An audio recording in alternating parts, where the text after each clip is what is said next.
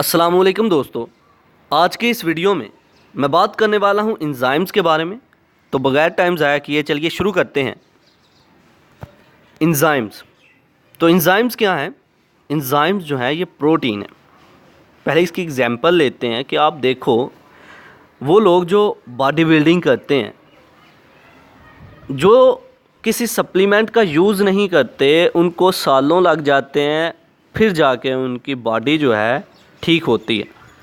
और कुछ लोग ऐसे होते हैं जो सप्लीमेंट का यूज़ करते हैं और 3 मंथ के अंदर अंदर या 2 मंथ के अंदर अंदर उनका जिस्म जो है, उनकी बॉडी जो है बेहतर हो जाती है। अब ये फ़र्क क्या था, डिफरेंस क्या था? डिफरेंस ये था कि वो जिन्होंने 3 मंथ में काम किया, सप्लीमेंट का यूज़ किया, उन्होंने प्रोटीन का यूज़ करते हुए अपने रिएक्शन को, बायोकेमिकल रिएक्शन को इंक्रीज़ कर दिया। रिएक्शन की स्पीड बढ़ गई, जिसकी वजह से उनका जिस्म जो है, उनकी बॉडी जो है वो गेन हो गई। वो जो दूसरे थे उनका रिएक्शन की स्पीड जो थी वो स्लो थी। अब ये एंजाइम्स क्या हैं? एंजाइम्स जो हैं ये प्रोटीन्स हैं। अब लिविंग थिंग्स में जो रिएक्शन होते हैं इनको हम बोलते हैं biochemical reaction. Living things, plants, animals, हम इंसान लिविंग थिंग्स में आते हैं। लिविंग थिंग में जो रिएक्शन होते हैं इनको कैटालाइज करते हैं एंजाइम्स। इसका मतलब एंजाइम्स जो है ये बायोलॉजिकल कैटालिस्ट हुए। तो लिविंग थिंग में होने वाले रिएक्शन में एज अ कैटालिस्ट के तौर पर काम करते हैं एंजाइम्स। अब ये कैटालिस्ट क्या हुआ?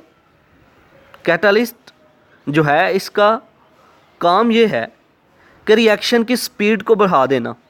The speed of the reaction, they remain chemically unchanged at the end of the reaction.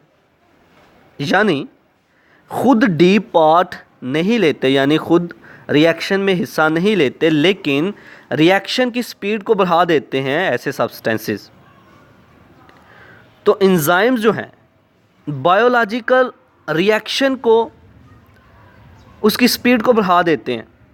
Enzymes proteins, ऐसी प्रोटीन्स जो कि बायोलॉजिकल, बायोकेमिकल रिएक्शंस की स्पीड को बढ़ा रही है, दैट इज़ कॉल्ड एंजाइम।